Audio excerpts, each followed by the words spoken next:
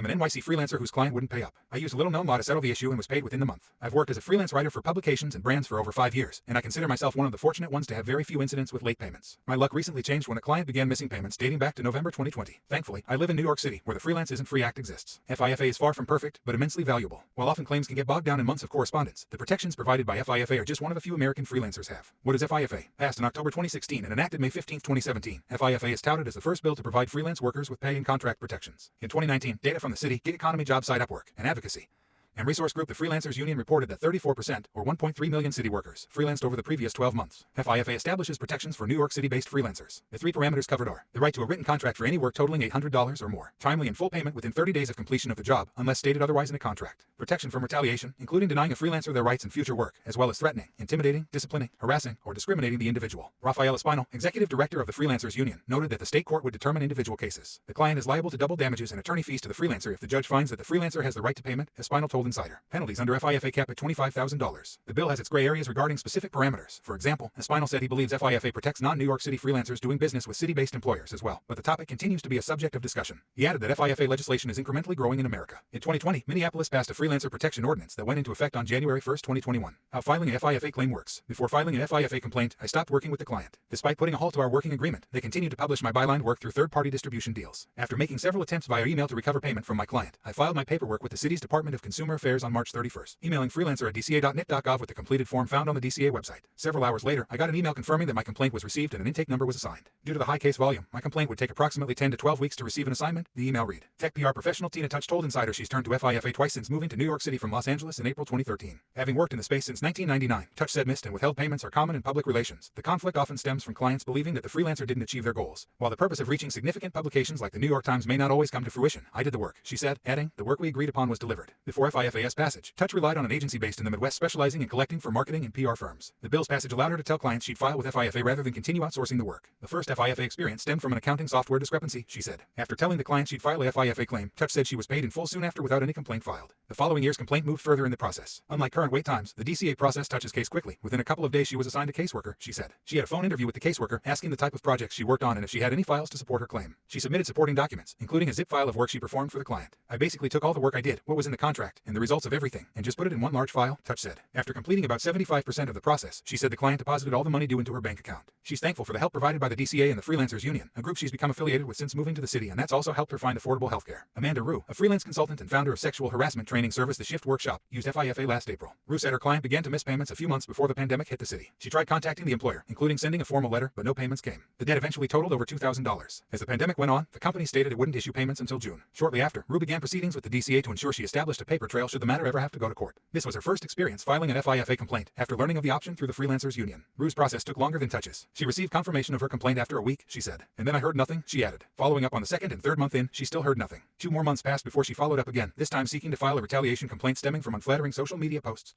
and a shut-down email address. She claims the client created a false narrative about her in a bid to shun her from the industry. Rue received a response 4 days after filing the retaliation complaint, with the DCA sending a copy to the hiring party with 20 days to respond. The period passed without any response from the client or DCA. Maybe it was summer and COVID, who knows, Rue said. In October, she received a letter from the DCA stating that the client failed to respond and received paperwork from the DCA certifying her situation. The paperwork would help establish her case if the issue proceeded to small claims court. The client also received the determination, with payment coming to Rue before small claims court became needed. The process may have taken months, but she said she would do it again if needed. That's my money, Rue said, adding that FIFA was a great service. In late April, I received 2 checks for work completed in 2020. The final 2 payments, totaling $875, are supposed to arrive in the coming days, according to the company. On April 29th, that same person asked for additional article pitches from me. I haven't sent any.